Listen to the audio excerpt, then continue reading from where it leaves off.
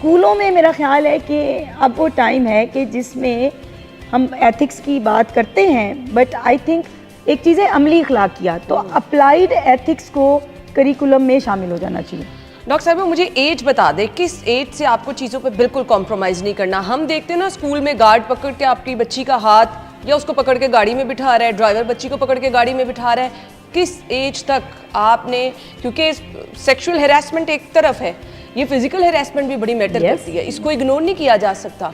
तो कब तक आपने इन चीज़ों को जो है वो बिल्कुल ही आपने नो कॉम्प्रोमाइज़? देखिए, जो साइकोलॉजी है ना, वो तो कहती हैं बाबा साइकोलॉजी फ्राइड, हम सबको पता है, तो वो तो कहते हैं कि इवन न्यूनेटल लाइफ में बच्चे को अपनी सेक्सुअल अवेयरनेस होती है कि अगर उसके जेनिटेलिया को टच किया जाए या उसकी बॉडी को टच किया जाए, तो लिहाजा हम ये कह सकते हैं कि हमारे यहाँ जो school admission general age consider की जाती है तो is like 3 year plus 4 year around, that is the appropriate age. उतना बच्चा बिल्कुल समझता है।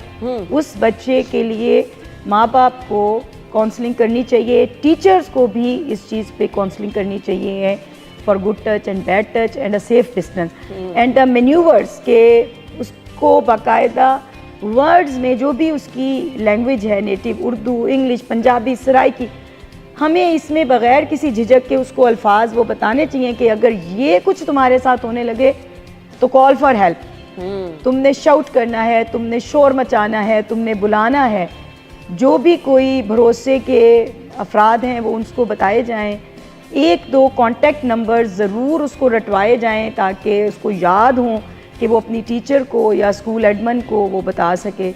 और घर में बच्चों की ज़रूर सुने। माँ बाप को मैं ये रिक्वेस्ट करूँगी कि अगर आपका बच्चा बहुत ज़्यादा एजिटेटिव हो गया है या बहुत साइलेंट हो गया है, बहुत खामोश हो गया है या बहुत रिएक्टिव हो गया, या आप उसके कपड़े या जिस्म पे कोई भी ऐसा चीज़ देखते हैं या उसका ओवरऑल बिहेवियर या उसकी भूख में कुछ ऐसा या उसके रवैये में कुछ ऐसी तब्दीली देखते हैं, तो प्लीज़ उसके साथ और क्लोज़ हो के जानने की कोशिश करें कि घर में, घर से बाहर या स्कूल में या इस सारे दौरानिए में कहाँ पे कोई ऐसी उसके साथ हरकत हो रही है कि वो जो आपको शेयर नहीं कर रहा बट शो कर रहा है।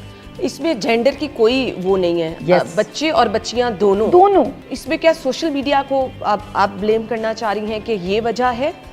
ज़्यादा ब्लेम नहीं है, मेरा ख्याल है टोटल सोसाइटल ट्रेंड है। Easy access to the smartphones, easy access to the internet and then no guidelines.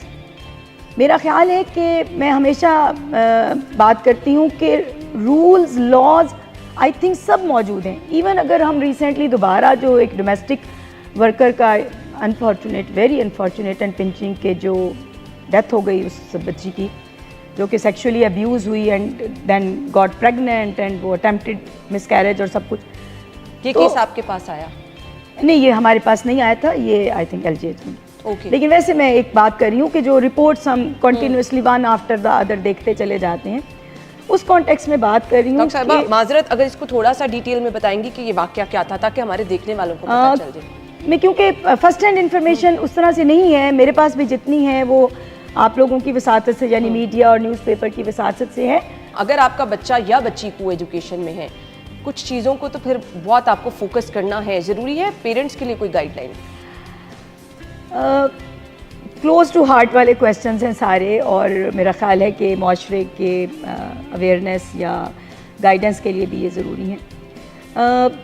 हमें इस चीज़ को भी 360 पे देखना पड़ेगा कि इसमें ज़रूरत क्या है और इसमें हमारा सोसाइटल और कल्चरल सेटअप किस हद तक परमिट करता है और मज़हब इसमें क्या कहता है, और ग्रेजुअली क्या कहीं ऐसा तो नहीं है कि तरक्की के नाम पे जहाँ पे कुछ चीज़ों को अवॉइड भी किया जा सकता है तो हम नॉर्म में लेना शुरू हो गए हैं।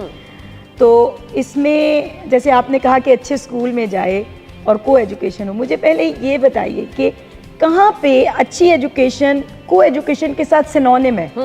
दोनों का सिमिलर मतलब तो कहीं नहीं है। बिल्कुल नहीं। हमने क्यों इस चीज़ को सिनोनिमस ले लिया, हम मतलब ले लिया, हम मानी ले लिया कि अच्छी एजुकेशन सिर्फ को एजुकेशन स्कूल या कॉलेज या यूनिवर्सिटी में हो सकती वो है। आज बच्चों की ग्रूमिंग की बात की जाती है, बच्चों के सेल्फ कॉन्फिडेंस की बात की जाती है, बच्चों को एम्पावर करने की बात की जाती है, तो वो रिलेट किया जाता है ना कि आप एक मुकाबले की फिजा होगी, बच्चा बच्ची अच्छा पढ़ सकेंगे। अच्छा, हम इसमें देखते हैं even at present there are institution जो कि प्योर वुमेन बेस्ड मतलब फीमेल इंस्टीट्यूशंस हैं। मैं अगर यहाँ बैठ के बात करूँ तो बहुत सारी इवन हायर एजुकेशन लेवल पे भी Fatima Jinnah medical university which was initially Fatima Jinnah medical college, मैं फैसलाबाद में ये बात करूँ तो प्राइवेट है, बट मदीना यूनिवर्सिटी फैसलाबाद का एक जो सेगमेंट है मेडिकल वाली साइड का, वी नो दोज इंस्टीट्यूशंस कि जहाँ से सिर्फ फीमेल एजुकेशन है बट बहुत ब्राइट और ब्रिलियंट मतलब wonderful students are graduating and performing and contributing. Great. They are not lacking in their confidence, they are not lacking in their academic performances. So लिहाजा इसको नहीं करना चाहिए। बट वही बात है कि मैं इसको टोटल ये नहीं कहूँगी कि होनी ही नहीं चाहिए, लेकिन फिर वही बात कि जैसे अगर हम छोटे बच्चों को गुड टच बैड टच बता रहे हैं और हम अप्लाइड एथिक्स के करिकुलम की बात कर रहे हैं, जैसे मैंने पहले भी सुजेस्ट किया, तो आई थिंक हर लेवल पे बच्चे फिर बच्चे ही होते हैं। डॉग के जो बड़े बच्चे हैं वो खुद को कहते हैं कि now we are grown up. आपने देखा होगा कि हमारे बच्चे कहते हैं कि अम्मा या अब्बा हमें मत समझाएं, अब हमें पता बड़े है। हो गए हम। But still I think they need guidance and they need some SOPs। तो उन जगहों पे भी लिमिट्स को डिफाइन होना चाहिए है